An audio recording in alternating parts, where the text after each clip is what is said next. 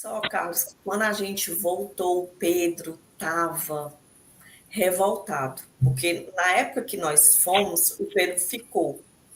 O que é que eu fiz e o Regis? Ao invés do Pedro ficar com o Cláudio, que era padrasto, eu deixei com o pai biológico, que era o, o Regis. E aí o Pedro aprontava muito na escola. O Pedro era colocado para fora de sala, ele ficou no internato para poder ficar mais tempo na escola. Então, teve um dia que eu me lembro, quando eu voltei, me chamaram dizendo que ele estava com um desodorante, um monte de papel para incendiar o lixo e que ele estava pertencendo a uma seita do demônio. Aí eu me apavorei, eu estou rindo aqui, mas eu me apavorei na época. Aí lá ia eu para a escola, eu digo, nossa, porque depois que a Ana adoeceu, eu virei mãe, eu digo, eu só vou trabalhar as minhas prioridades. Então, eu fiquei na faculdade, saí dos meus plantões no São Mateus, que eu já chefiava a equipe de cardiologia, e fiquei nos meus plantões no Gonzaguinha. Fiquei só em dois empregos.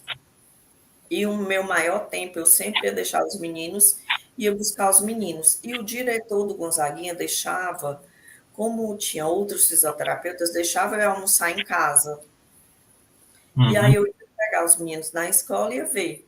Então o Pedro ficou muito revoltado. Mamãe, você me abandonou, você preferiu minha irmã. Eu sei que ele estava assim muito sofrido. Aí a gente resolveu colocar um psicólogo, santo psicólogo chamado Ítalo, que ele fez assim, tchan, na cabeça do Pedro. E aí o Pedro saiu dessa vida mundana de querer ir para fora da sala de aula, de brincar, mas ele sempre foi um menino brincalhão, sempre foi, nossa. Mesmo depois do psicólogo, ele ainda saía de aula, ele ainda aprontava. Para tu ter uma ideia, uma coisa engraçada, uma vez minha mãe foi para um salão, que hoje está no céu, minha mãe também, do lado da casa dela, aí viu uma menininha com a farda do Colégio Cristos. Aí olhou para a menininha, meu neto estuda nesse colégio, minha mãe morta de orgulhosa. Aí ela disse à menina, quem é seu neto? Aí minha mãe disse, é Pedro Regis Feitosa Mota. O Pedro, aquele que chega bem cedinho e bota azeite no elevador. Aí a minha mãe foi se baixando assim na cadeira. Aí minha mãe ligou, minha filha, pelo amor de Deus, o Pedro anda se danando, ele está fazendo coisas lá na escola, controle ele. Eu digo, eu não acredito, mamãe. Por isso que não tem azeite que pare aqui em casa. Ô, comédia. É a idade, né? A idade, É, a atenção, né? Tudo isso. sim, É. mas assim, deu certo. Aí quando a Ana queria, porque queria medicina, estava na turma olímpica, agora os dois sempre foram muito estudiosos, cara. Sempre foram aquele aluno. Ele fez engenharia, ele fazia engenharia, né? Mas ele queria medicina. A gente conseguiu reverter, porque ele estava pode, tem os amigos dele que eu já fiz lives, né? Os amigos dele diziam que ele era muito inteligente. E ele era daquele assim, o Cláudio ficava horrorizado. A Ana começava a estudar 2 horas da tarde até 2 horas da manhã. O Pedro, ele lia 4 horas, ele sabia até as vírgulas que tinha no livro, aquelas memórias fotográficas, mas ele tinha história também com os amigos dele. Guilherme, Hugo, o Luiz. Nossa, eu me lembro que uma vez, hoje, depois que o Pedro partiu, os amigos me chamaram para sair, eles sempre, os meninos deixaram um legado muito grande. E aí, eles me contaram que nessa época o Pedro, eu me lembro, que o Pedro ficou com raiva da professora, porque teve um dia que era para levar uma redação e o Pedro era tinhoso. Ele não levou a redação. Aí o filho, e aí? Mamãe, eu não levei, eu pedi, tia, eu vou fazer no recreio e lhe dou hoje. Não, Pedro. Tinha que ser naquela hora, na hora da aula. Não me venha com essa redação depois que eu não quero. Resultado, sem a nota da redação, ele ficou de recuperação. Aí ficou ele e o Guilherme Hugo. Disseram que na prova era a metade do conteúdo para um, a metade do outro, para colarem na prova, né? Só que o Pedro, com a parte dele, não fez a prova, não estudou. E o amigo dele estudou. Eles tiraram exatamente 5, que foi a parte que o amigo dele estudou. Tia, quase que eu me lasco. Aí eu digo, eu não sabia disso, porque o Pedro não contava essas coisas. Mas eu e o Pedro, a gente conversava demais. No momento das situações que eu percebi que o Pedro precisava de uma mãe, que ele estava revoltado, eu me voltei para o meu filho, sabe, Carlos? Eu comecei a dialogar mais, ficar mais presente em casa, ter qualidade de tempo com meus filhos. E isso era uma coisa que eu sempre preguei ali. Se você me perguntasse onde meu filho estava, eu sabia onde ele estava. O que eles faziam, eu sabia o que eles faziam.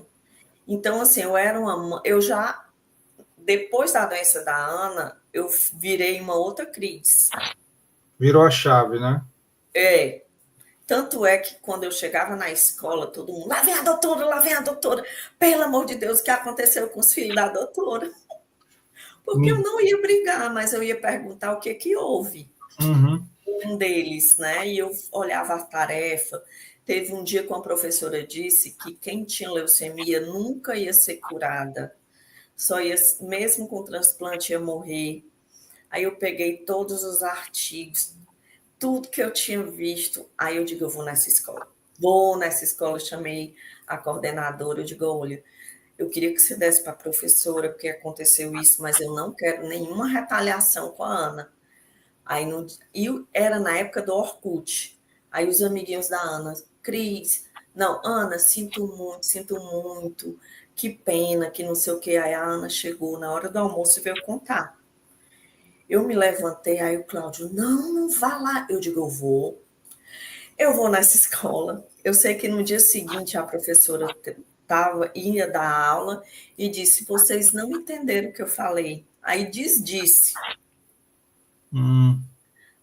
Deixa eu te Ok. dizer, eu me lembrei agora, sabe o quê? Eu tive uma coleguinha, uma amiguinha de colégio, no Santo Inácio, quando eu fazia a primeira série, que faleceu com leucemia.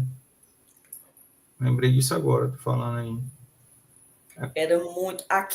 Quando eu voltei com a Ana com leucemia, Carlos, como era um hospital escola e eu da saúde, eu estudei Uhum. toda o protocolo, porque a Ana entrou no protocolo, era 2009. Ela estava no protocolo novo, que ainda não tinha chegado em Fortaleza. E a própria médica que começou o protocolo, eu coloquei tudo para ela. Aí eu ligava para ela, doutora, amanhã é dia da químio. O Cláudio pediu os exames, a gente já estava toda pronta para internar, e eu ligava para ela uma semana antes. Não, Cris, tu tá atrapalhada. Eu digo, não, doutora. Eu fazia os cálculos direto. Então eu comecei a estudar.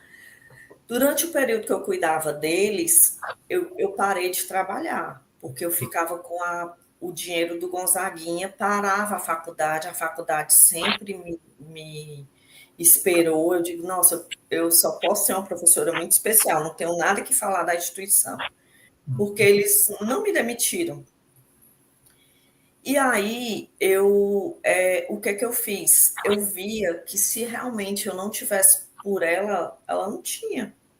E o Cláudio olhava, botava a mão na minha cintura e disse, amor, tu tem certeza? Eu digo, senta aqui, vamos calcular junto. Ele, tu tá certo. E aí, por isso que, assim, o Cláudio dizia assim, amor, tu só não tem um CRM, mas tu é mais médica do que eu.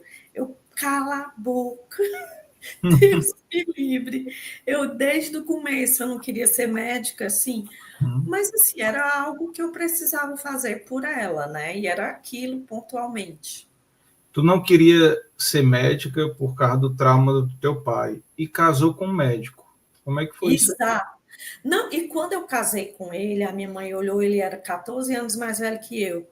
Minha filha, O Rez era 1 ano mais novo que você. Ele é 14 anos mais velho que você. Você queria um pai, era?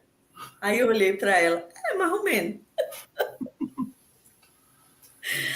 E o pior não era isso. Eu tinha viajado com ele, né? Aí tinha feito. Isso eu nunca falei em podcast nenhum, é besteira, mas vou falar para quebrar o gelo aí.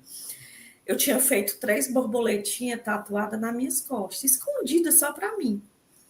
Aí minha mãe viu. Minha filha, você se divorciou, você fez a tatuagem, agora você vai fumar maconha?